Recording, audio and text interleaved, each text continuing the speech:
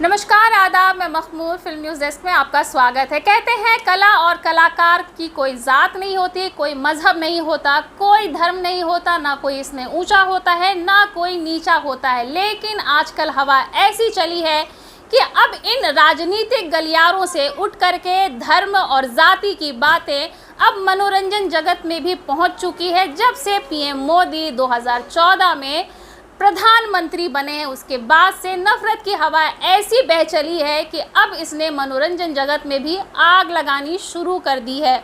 ऐसा हम इसलिए कह रहे हैं क्योंकि अभी नया नया बवाल उठा है मनोज मुंतशिर के एक वीडियो पे। इनके नाम पे मत जाइए, मनोज मुंतशिर नहीं, दरअसल इनका असली नाम है मनोज शुक्ला, जिन्होंने अपना नाम बदल करके अरबी नाम जोड़ा मुंतशिर, जिसकी बदौलत अपनी कलम की बदौलत तो उन्होंने नाम कमाया ही, लेकिन इस नाम से ही उनको सब लोग जानते हैं। उनकी असल पहचान मुंतशिर ही है, लेकिन अब इस नाम पे ही उन्होंने बवाल मचाया है मुसलमानों पे, मुग़लों पे, और ना जाने क्या क्या बातें कही हैं। यहाँ तक कि हमने जो 12 खड़ी पढ़ी है हिंदी की, उस पे भी उन्होंने सवाल उठाना शुरू कर दिया है। और वो क्या क्या बोल रहे हैं, उन्होंने आधे घंटे की एक वीडियो अपने यूट्यूब चैनल पे डाला है और एक ट्वीट किया है जिसमें उन्होंने क्या क्या बोला है। आप उनकी बातों से अंदाज़ा लगा सकते हैं कि उन्होंने कितनी नफ़रत बांटी है इस एक पोस्ट के लिए। इससे पहले वो जब ये वीडियो डाल रहे थे, उससे पहले वो किसी से मिलने गए थे। वो किससे मिलने गए थे और ये उनका ही प्रभाव था जिससे वो मिलकर आए थे, या उनका खुद का ये बदलाव है, ये मैं जब आपको पढ़ के बताऊंगी तो आप खुद से अंदाज़ा लगा सकते हैं। वैसे तो फिल्म इंडस्ट्री में कभी भी हिंदू मुसलमान या ज़ाति धर्म की बात नहीं होती थी, और ना ही कभी भी फिल्मी दुनिया है दो पलड़ों में बटी हुई थी, हिंदू और मुसलमान के। लेकिन जब से पीएम मोदी बने हैं उसके बाद से तो लगता है इसकी लहर चल गई है, या कहें कि उनको खुश करने के लिए कुछ खासे लोगों ने एक धर्म को टारगेट किया। कंगना रनावत, अशोक पंडित, अनुपम खेर, इन लोगों ने लगता है कि देशभक्ति का बीड़ा उठाया है, और वो भी बॉलीवुड को सुधारने के लिए। ये देशभक्त कहलाने लगे हैं जब से नरेंद्र मोदी की छत्र छाया में आए हैं। इन जैसे और भी सो कॉल्ड देशभक्त जो हैं वो आकर के फिल्म इंडस्ट्री को इन लोगों ने 2 हिस्सों में बांट दिया, जो कि फिल्म इंडस्ट्री में ये कभी नहीं हुआ था। अब इन नामों में एक नया नाम जुड़ा है, वो है मनोज मुंतशिर का। जी हाँ, इन्होंने शायद प्रसिद्धि पाने के लिए, इतने सालों में जो प्रसिद्धि इनको नहीं मिली, ये इतने दिनों से रगड़ खा रहे थे, जिसकी बदौलत ही लगता है इनको मिलनी थी प्रसिद्धि, वो इन्होंने ये हंगामा कर करके कर दिया है। मनोज मुंतशिर असल में एक गीतकार हैं जो फिल्मी गाने लिखते हैं और कविता भी लिखते हैं और फिल्मों में डायलॉग्स भी लिखते हैं। लेकिन इससे पहले इनका ये रूप कभी नहीं देखा, और आम आदमी शायद इनके नाम से नहीं पहचानता था। लेकिन उनके इस बवाल ने, उनके इस वीडियो ने, आधे घंटे का वीडियो जो उन्होंने डाला है, इसने उनको सब जगह पहचान दिला दी है। लेकिन हमारा सवाल ये है, आखिर मनोज मुंतशिर इतने सालों से इंडस्ट्री में थे, ये सारी बातें उन्होंने पहले क्यों नहीं बोली? असल चेहरा इनका अब इतने सालों बाद क्यों आया? तो हम आपको बताते हैं। पिछले दिनों दरअसल मनोज मुंतशिर मोहन भागवत आरएसएस के चीफ मुखिया से मिलकर आए, उनसे आधे घंटे की मुलाकात की थी, और उसके बाद मानो इनका चरित्र एकदम से बदल गया, जिसका रूप हमने देखा है। और उन्होंने मोहन भागवत से मिलने के बाद उनमें क्या क्या बदलाव आए, ये बात भी बताने की बात उन्होंने एक पोस्ट में लिख करके बताया था कि मैं एक महान व्यक्ति से मिला हूँ।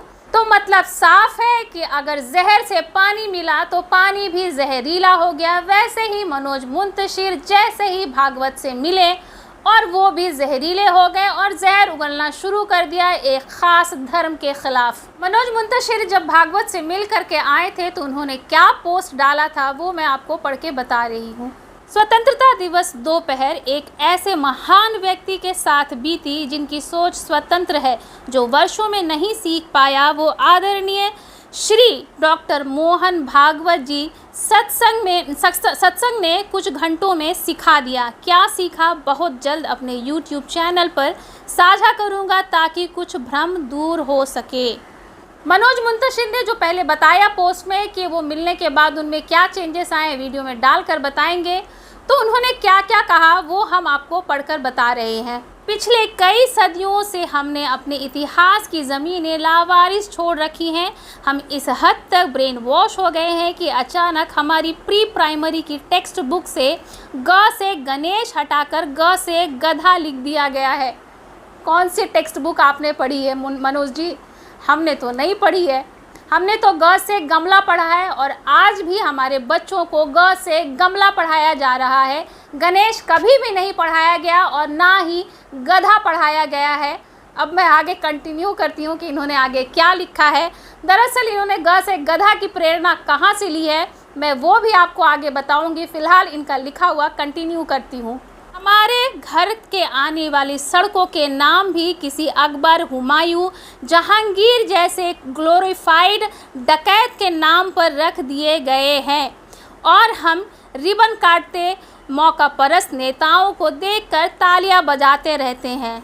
तो भैया मनोज मुंतशिर, हम आपसे 2 सवाल करना चाहते हैं, जिसमें से मेरा सबसे पहला सवाल ये है, आपने जो ये गलियां और सड़कों का जो कहा हवाला दिया कि मुग़लों ने अपने नाम से सड़कें और गलियां बनवा दी हमारे हिंदुस्तान की, तो क्या किसी बड़े आदमी के नाम से हिंदुस्तान में कोई भी सड़कें या कोई भी भवन बने हुए नहीं हैं? इंदिरा गांधी के नाम से नहीं है, जवाहरलाल नेहरू के नाम से नहीं है, या अभी की हम बात करें प्रधानमंत्री नरेंद्र मोदी ने अपने नाम से स्टेडियम बनवा दिया है, तो इसमें क्या गलत है?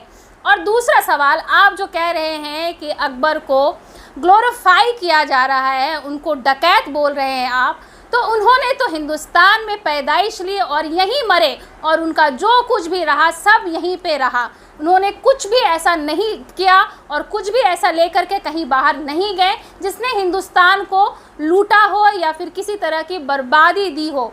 उल्टा वो दे के ही गए। लेकिन आपकी ये जो बात है कि डकैत है, तो उन्होंने क्या डकैती की? अगर कोई लेके गया है तो वो है अंग्रेज़, जिन्होंने 200 साल तक हमें ग़ुलाम बना के रखा था और हमारी बहुत सारी नायाब चीज़ों को, कीमती चीज़ों को यहाँ से ले कर के गए थे और हमें बहुत ज़माने तक, 200 सालों तक अपना ग़ुलाम भी बनाए रखा था। अब उनके बारे में 2 अल्फाज अगर बोलते हैं तो बहुत अच्छा लगता, मगर आपकी इतनी औकात नहीं कि आप अंग्रेज़ों के बारे में 2 शब्द बोल सकें। हमें ऐसा लगता है कि जहाँ से आप आए हैं, जहाँ से आपको ये ज्ञान मिल रहा है नफ़रत बांटने का, उनका भी काम था अंग्रेज़ों की मुखबरी करना और माफ़ी बांटना। तो शायद ये आपने जो दल बदला है ये उसका ही हिस्सा है या उसी का असर है कि आप अंग्रेज़ों के ख़िलाफ़ ना बोलकर मुग़लों के ख़िलाफ़ और मुसलमानों के ख़िलाफ़ आपने जहर उगलना शुरू कर दिया है। मुग़ल यहीं आए, यहाँ रहे और जिस बादशाह का आप जिक्र कर रहे हैं, जिनको ग्लोरीफाई करने की बात कर रहे हैं, वो यहीं पैदा हुए हैं और यहीं मर गए। मनोज मुंतशिर के इस पोस्ट के बाद बहुत लोगों ने उनको जवाब दिया है। उन कुछ जवाबों में से मैं आपको पढ़ करके बताती हूँ कि कुछ लोगों ने उनको कैसे लताड़ा है और कैसे आड़े हाथों लिया है उनको। एक यूज़र है दिलीप मंडल, वो लिखते हैं, मनोज शुक्ला, मेरे पास 17 पीढ़ियों की वंशावली है। भारत में जब ज़मीन की पहली पैमाइश हुई थी तब मेरे पुरखों ने नाम लैंड रिकॉर्ड में है। तुम्हारे पास क्या है? वो सवाल कर रहे हैं मनोज मुंतशिर से और ये बता रहे हैं कि 17 पीढ़ियाँ हैं जो उनकी ज़मीन यहाँ है और वो 17 पीढ़ियों से हिंदुस्तान में है। और वो मनोज मुंतशिर से सवाल कर रहे हैं कि तुम्हारे पास क्या है? मेरे पास बुद्ध, कबीर, रैदास, सिद्धो कान्हो, बिरसा, फूले, साहू, अंबेडकर से हीरो हैं। तुम्हारे हीरो की गर्दन पर हाथी का सिर है। जी हाँ, वो सीधा सीधा वो मुंतशिर को तीखे व्यंग कर रहे हैं उनके ऊपर कि मतलब तुम्हारा हीरो, हम सभी जानते हैं कि गणपति के धड़ पर हाथी का सर लगा हुआ है, जिसको वो अपना हीरो मानते हैं। और यही बात मंडल साहब समझा रहे हैं मुंतशिर साहब को। एनडीटीवी के पत्रकार सौरभ शुक्ला ने मुंतशिर साहब को क्या जवाब दिया है वो हम आपको पढ़कर बता रहे हैं। बहुत जगह रावण को पूजा जाता है। आप जो समझा रहे हैं वो नज़रिया आपका हो सकता है। मैं समझता हूँ कि आपको एक पाला चुनना था, वो आपने चुन लिया है उम्मीद है आप इतिहास के साथ वर्तमान भी समझाएंगे। चूड़ी बेचने वाले, भीख मांगने वाले, मुसलमानों को पीटने वाले वर्तमान रावणों के बारे में भी बताया जाएगा। वैसे सौरभ शुक्ला उस चूड़ी वाले की बात कर रहे हैं जिसका वायरल वीडियो आपने भी कहीं ना कहीं ज़रूर देखा होगा, जिसमें कुछ लोग जमा हुए हैं और उसे बुरी तरह से पीट रहे हैं। उसकी जाति विशेषक चीज़ों को पूछ रहे हैं कि आप नाम जानने के बाद कि वो मुस्लिम है, उसके बाद उसकी बुरी तरह से पिटाई करते हैं। और हद तो तब हो गई जब चूड़ी वाले पे उल्टा ही पुलिस वालों ने, प्रशासन ने केस ठोक दिया, उसके ऊपर ही छेड़खानी का मुकदमा दर्ज करा दिया।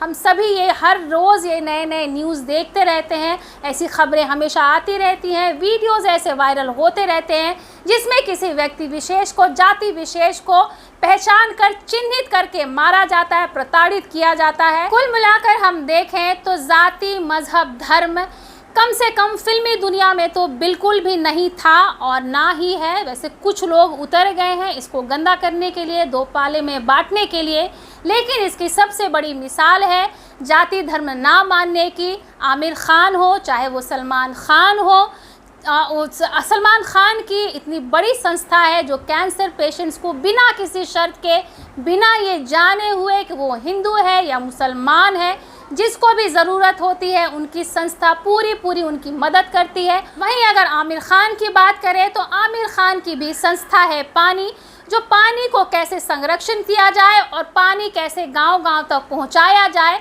इसमें वो काम करते हैं और उनकी संस्था इसके लिए काम करती है।